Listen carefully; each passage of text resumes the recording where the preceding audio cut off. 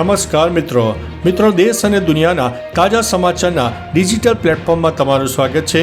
સૌપ્રથમ વાત કરીશું ગરમીની મોટી આગાહી। સુરેન્દ્રનગર સૌથી ગરમ શહેર રહ્યું હતું। ગરમીમાં સુરેન્દ્રનગર સૌથી વધુ આગળ જોવા મળ્યો। 43.7 ડિગ્રી ગરમી નોંધાઈ। રાજકોટમાં 43.5, ભુજમાં 43.3, અમદાવાદમાં 42.7, ગાંધીનગરમાં 42.8, ડીસામાં 42.8, વલ્લભ વિદ્યાનગરમાં 41.7, વડોદરામાં 42, સુરતમાં 40.8, કંડલામાં 42.4, અમરેલીમાં 42.9, ભાવનગરમાં 40.8, કેશોદમાં 41.1, મહુવામાં 39.4 અને પોરબંદરમાં 36.4 ડિગ્રી તાપમાન નોંધાયું છે। આગાહી છે કે આજથી 2 દિવસ ગરમ અને ભેજવાળા પવન ફૂંકાઈ શકે છે। મિત્રો, અન્ય મહત્વના સમાચારની વાત કરીએ તો બિહારને પીએમ મોદીની મોટી ભેટ। પીએમ મોદી બિહારના પ્રવાસે હતા। પંચાયતી રાજ દિવસ પર તેમણે મધુબનીના ઝંઝારપુરથી બિહારને 13,480 કરોડ રૂપિયાની યોજનાઓ ભેટમાં આપી। આ કાર્યક્રમમાં પીએમની સાથે સીએમ નીતિશ કુમાર અને અન્ય ઘણા નેતાઓ પણ હાજર રહ્યા હતા। સીએમ નીતિશ કુમારે કહ્યું કે આપણે બધા જાણીએ છીએ કે 2 દિવસ પહેલા જમ્મુ કાશ્મીરના પહેલગામમાં આતંકવાદી હુમલો થયો છે, જેમાં ઘણા લોકો માર્યા ગયા, જે ખૂબ જ દુઃખદ ઘટના છે। આ ઘટના નિંદનીય છે। મિત્રો, અન્ય મહત્વના સમાચારની વાત કરીએ તો પાકિસ્તાન હાઈ કમિશને કેકનો ઓર્ડર કર્યો। એક તરફ પહેલગામમાં થયેલા આતંકવાદી હુમલાને કારણે આખો દેશ ગુસ્સાથી ભરેલો છે, બીજી તરફ દિલ્હી સ્થિત પાકિસ્તાન હાઈ કમિશન તરફથી કેકનો ઓર્ડર આપવામાં આવ્યો હતો, જેનો એક વિડીયો વાયરલ થયો છે। જો કે તે સ્પષ્ટ નથી કે કેક કયા કારણોસર મંગાવવામાં આવી હતી। એક કર્મચારી કેક લાવતો હોવાનો વિડીયો સામે આવ્યો છે। ભારતે પાકિસ્તાની હાઈ કમિશન સામે હાઈ કમિશનરને પણ બોલાવવામાં આવ્યા હતા। મિત્રો, અન્ય મહત્વના સમાચારની વાત કરીએ તો પહેલગામ હુમલા પર પીએમ મોદી બોલ્યા। પહેલગામ આતંકવાદી હુમલા પર પીએમ મોદી રાષ્ટ્રને સંબોધન કરી રહ્યા હતા। આ દરમિયાન પીએમએ કહ્યું છે કે જેણે આ હુમલો કર્યો છે એ આતંકીઓને તેમની કલ્પના કરતાં પણ મોટી સજા મળશે। સજા મળીને જ રહેવાની છે। કોઈ પણ આતંકીઓને છોડવામાં નહીં આવે। આતંકીઓની કમર તોડીને રહીશું। હું આખા વિશ્વને કહી રહ્યો છું કે ભારતનો આત્મા ટેરરિઝમ નહીં તોડી શકે। આ સાથે બિહારમાં કહ્યું કે વિકસિત ભારત માટે વિકસિત બિહાર પણ જરૂરી છે। મિત્રો, અન્ય મહત્વના સમાચારની વાત કરીએ તો બિહારમાં પીએમ મોદીની મોટી વાતો। પીએમ મોદીએ પહેલગામ હુમલામાં ગુમાવેલા લોકોને શ્રદ્ધાંજલિ આપી। હુમલામાં માર્યા ગયેલા લોકો માટે 2 મિનિટનો મૌન પાડ્યું, પછી કહ્યું કે પંચાયતોને 2 લાખ કરોડ રૂપિયાથી વધુનું ભંડોળ મળ્યું છે। ટેકનોલોજી દ્વારા પંચાયતોને મજબૂત કરી। બિહારમાં મહિલાઓ માટે 50% અનામત। મહિલાઓ જનપ્રતિનિધિ બની રહી છે। સમાજમાં મહિલાઓ આગળ વધી રહી છે। બિહારમાં રોજગારીની તકોનું સર્જન થયું છે। ગામડાઓના વિકાસથી દેશના વિકાસને તેજી મળશે। મિત્રો, અન્ય મહત્વના સમાચારની વાત કરીએ તો ગોદી મીડિયા જરૂર કરતાં વધારે ચાલી રહ્યું છે તેવું શત્રુઘ્ન સિન્હાએ જણાવ્યું છે।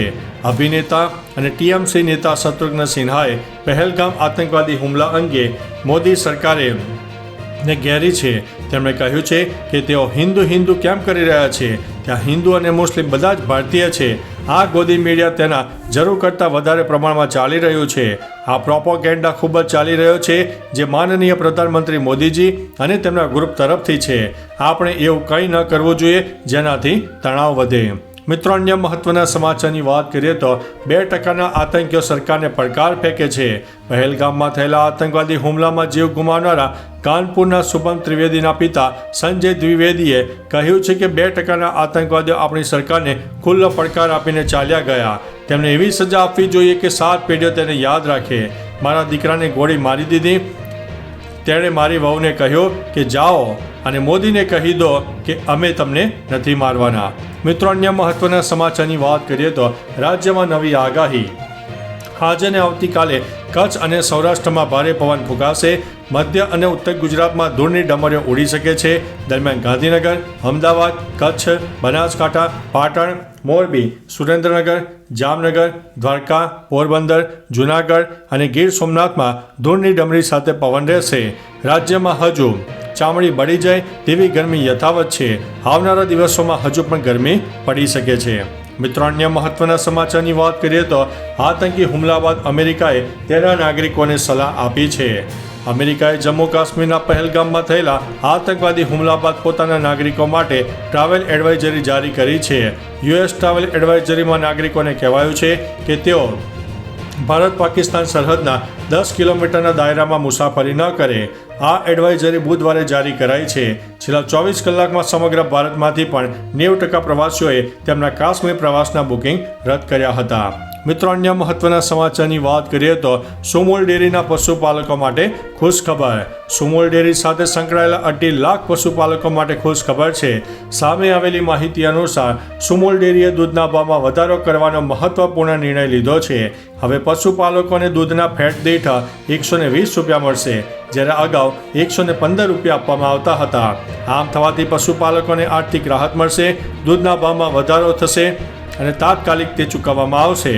આ નિર્ણય બાદ સુરત અને તાપી જિલ્લાના પશુપાલકો આનંદિત છે. મિત્રો, અન્ય મહત્વના સમાચારની વાત કરીએ તો થાનગઢમાં ગેરકાયદેસર ખનન ઝડપાયું છે. સુરેન્દ્રનગરના થાનગઢ તાલુકાના વીજળિયા ગામે ગેરકાયદેસર ખનન ઝડપાયું છે. વીજળિયા ગામે દરોડામાં 2.5 કરોડનો મુદ્દામાલ જપ્ત કરવામાં આવ્યો છે.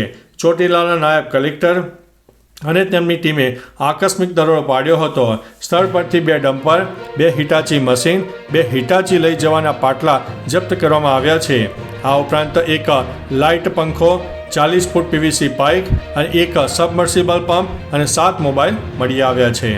મિત્રો, અન્ય મહત્વના સમાચારની વાત કરીએ તો રાજ્યના સહકાર મંત્રી જગદીશભાઈ વિશ્વકર્માનું એક્સ હેન્ડલ હેક થયું. કોઈ અજાણ્યા વ્યક્તિએ દ્વારા મારા ટ્વિટર એક્સ હેન્ડલને હેક કર્યું છે, તેમ સહકાર મંત્રી જગદીશ વિશ્વકર્માએ અખબાર યાદીમાં જણાવ્યું હતું. મંત્રી વિશ્વકર્માએ વધુ વિગતો આપતા કહ્યું કે અમુક શખ્સોએ આ કૃત્ય દ્વારા નાગરિકો અને કાર્યકર્તાઓને ગેરસમજ ફેલાવવાનો પ્રયાસ કર્યો. આ અંગે રાજ્ય સાયબર ક્રાઇમ ડિપાર્ટમેન્ટમાં અધિકૃત ફરિયાદ નોંધવામાં પણ આવી છે. મિત્રો, અન્ય મહત્વના સમાચારની વાત કરીએ તો બ્રેકિંગ ન્યૂઝ સામે આવ્યા છે. ભારતે મોટું પરીક્ષણ કર્યું. ભારતે નૌકાદળે જમીનથી હવામાં પ્રહાર કરતી મિસાઇલનું પરીક્ષણ કર્યું. ભારતીય નૌકાદળે તેના નવા સ્વદેશી વિનાશક INS સુરત પરથી તે મિસાઇલ છોડ્યું હતું, જેણે સચોટ રીતે તેના ટાર્ગેટને હિટ કર્યું છે.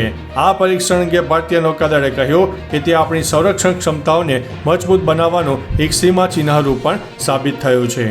મિત્રો, અન્ય મહત્વના સમાચારની વાત કરીએ તો પાકિસ્તાનનો ભારત અંગે મોટો નિર્ણય. હવે પાકિસ્તાને ભારત સાથેના તમામ પ્રકારના વેપાર પ્રતિબંધ મૂક્યો છે. આ નિર્ણય પાકિસ્તાનની NSC બેઠકમાં લેવાયો છે, જેમાં કહેવાયું છે કે અમે ભારતને દરેક જવાબ આપવા માટે તૈયાર છે. પાણી રોકવું એ યુદ્ધ જેવી કાર્યવાહી છે. પાકિસ્તાને ભારતીય રાજદ્વારીઓની સંખ્યા ઘટાડીને 30 કરી છે. વધારાના અધિકારીઓએ એપ્રિલના અંત સુધીમાં પાછા ફરવું પડશે. પાકિસ્તાને ભારત માટે પોતાની એર સ્પેસ પણ બંધ કરી છે. મિત્રો, અન્ય મહત્વના સમાચારની વાત કરીએ તો ભારતે બધા દેશોના રાજદ્વારીઓની બેઠક બોલાવી. પહેલગામ હુમલા બાદ ભારત દરેક સ્તરે પાકિસ્તાનને યોગ્ય જવાબ આપવાની તૈયારી કરી રહ્યું છે. હવે દિલ્હીમાં વિદેશ મંત્રાલય ખાતે તમામ દેશના રાજદ્વારીઓની એક બેઠક બોલાવવામાં આવી હતી. વિદેશ મંત્રાલયની આ બેઠકમાં રશિયા, અમેરિકા, ચીન સહિત અન્ય દેશોના રાજદ્વારીઓ પહોંચ્યા હતા. બેઠકમાં વિદેશી રાજદ્વારીઓને પહેલગામમાં થયેલા આતંકવાદી હુમલા વિશે માહિતી આપવામાં આવી હતી. મિત્રો, અન્ય મહત્વના સમાચારની વાત કરીએ તો ગૃહમંત્રી અને વિદેશ મંત્રી રાષ્ટ્રપતિને મળ્યા. હાલ દિલ્હીમાં ખૂબ જ હલચલ છે. એક તરફ વિદેશ મંત્રાલયમાં વિદેશી રાજદ્વારીઓની બેઠક બોલાવવામાં આવી હતી, તો બીજી તરફ કેન્દ્રીય ગૃહમંત્રી અમિત શાહ રાષ્ટ્રપતિ દ્રૌપદી મુર્મુને મળવા રાષ્ટ્રપતિ ભવન પહોંચ્યા હતા. તેમની સાથે વિદેશ મંત્રી S જયશંકર પણ હાજર હતા. એ બેઠક હવે પૂરી થઈ ગઈ છે અને શાહે રાષ્ટ્રપતિને પહેલગામ હુમલા વિશે માહિતી પણ જણાવી હતી. તો ચાલો મિત્રો, ફરીથી દેશ અને દુનિયાના સુપરફાસ્ટ સમાચાર લઈને મળતા રહીશું. ત્યાં સુધી અમને રજા આપશો. નમસ્તે.